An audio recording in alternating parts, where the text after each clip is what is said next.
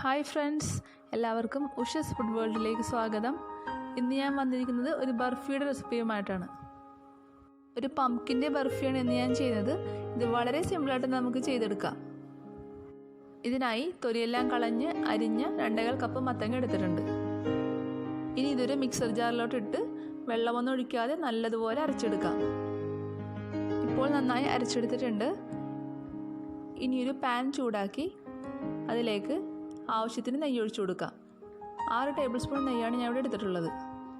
നെയ്യ് നല്ലതുപോലെ ചൂടായതിനു ശേഷം 1/4 കപ്പ് റവ ഇതിലേക്കിട്ട് ഒന്ന് മിക്സ് ചെയ്ത് കൊടുക്കാം.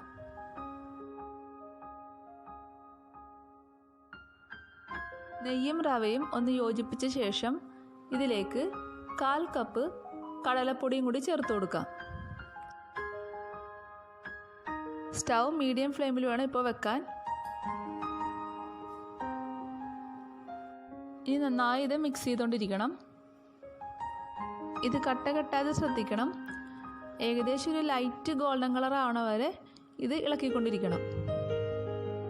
കൂടുതലായിട്ട് കളറ് മാറിയാൽ അത് കരിഞ്ഞു പോകാനിടയുണ്ട്. അതുകൊണ്ട് ഇത് പ്രത്യേകം ശ്രദ്ധിക്കണം. ഇപ്പോൾ കളറെല്ലാം മാറി തുടങ്ങിയിട്ടുണ്ട്. ഇതിപ്പോൾ കറക്റ്റ് പരുവായിട്ടുണ്ട്. ഇനി നമുക്ക് അരച്ചു വെച്ചിരിക്കുന്ന മത്തങ്ങ ഇതിലേക്ക് ആഡ് ചെയ്ത് കൊടുക്കാം. മത്തങ്ങ ഇതിലേക്കിട്ട് നിർത്താതെ ഇളക്കിക്കൊണ്ടിരിക്കണം. ഈ മിക്സ് ഡ്രൈ ആവുന്നത് വരെ കണ്ടിന്യൂസ് ആയിട്ട് തന്നെ ഇളക്കിക്കൊണ്ടിരിക്കുക. എൻ്റെ ചാനൽ ഇതുവരെ സബ്സ്ക്രൈബ് ചെയ്യാത്തവരുണ്ടെങ്കിൽ താഴെ കാണുന്ന ബെല്ലൈക്കണിൽ പ്രസ് ചെയ്യാൻ മറക്കരുതേ. എങ്കിൽ മാത്രമേ ഞാനിടുന്ന വീഡിയോസിൻ്റെ നോട്ടിഫിക്കേഷൻ ആദ്യമേ നിങ്ങൾക്ക് ലഭിക്കുകയുള്ളൂ. പംകിൻ ഇഡ്ഡലിയുടെ വീഡിയോ ഞാൻ ഓൾറെഡി ചെയ്തിട്ടുണ്ട്. അത് കാണാത്തവർക്കായി അതിൻ്റെ ലിങ്ക് താഴെ ഡിസ്ക്രിപ്ഷൻ ബോക്സിൽ കൊടുത്തിട്ടുണ്ട്. ഇപ്പോൾ ഏകദേശം ഡ്രൈ ആയി തുടങ്ങിയിട്ടുണ്ട്.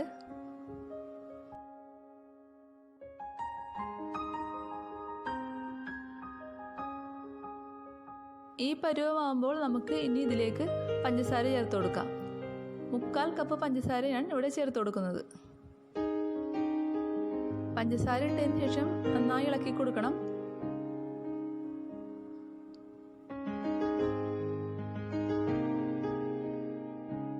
പഞ്ചസാരയൊക്കെ നന്നായി മെൽറ്റായി വരുമ്പോഴത്തേക്കും ഇതിലേക്ക് നമുക്ക് ഏലക്കപ്പൊടിയും കൂടി ചേർത്ത് കൊടുക്കാം.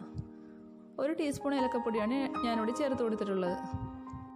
ഇനി ഇതിലേക്ക് ഒരു 1/4 കപ്പ് ഡെസിക്കേറ്റഡ് കോക്കനട്ടും കൂടി ചേർത്ത് കൊടുക്കുക. ഡെസിക്കേറ്റഡ് കോക്കനട്ടിൻ്റെ റെസിപ്പി ഞാൻ ഫ്രൂട്ടി പൈയിൽ ചെയ്തിട്ടുണ്ട്. അത് കാണാത്തവർക്കായി അതിൻ്റെ ലിങ്ക് താഴെ ഡിസ്ക്രിപ്ഷൻ ബോക്സിൽ കൊടുത്തിട്ടുണ്ട്. വീണ്ടും നന്നായി മിക്സ് ചെയ്ത് കൊടുക്കണം.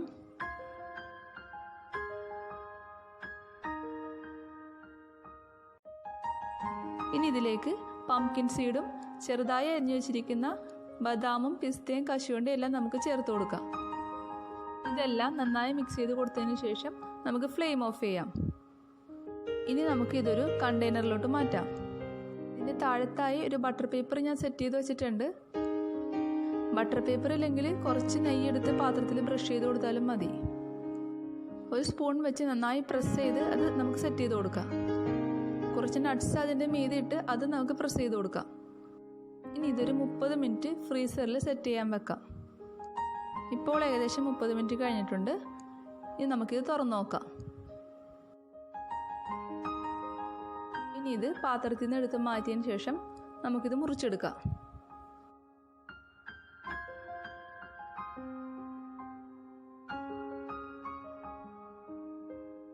പുതുമയാർന്ന പംകിൻ ബർഫി ഇവിടെ റെഡി ആയിട്ടുണ്ട്. വളരെ ടേസ്റ്റിയാണിത്. എല്ലാവർക്കും ഇഷ്ടപ്പെടും. എല്ലാവരും ഇത് ട്രൈ ചെയ്ത് നോക്കണം. എല്ലാവർക്കും എൻ്റെ വീഡിയോ ഇഷ്ടമായെങ്കിൽ ഷെയർ ചെയ്യാനും ലൈക്ക് ചെയ്യാനും മറക്കരുത്. വീണ്ടും അടുത്ത വീഡിയോയിൽ കാണാം. Thank you friends. Have A nice day.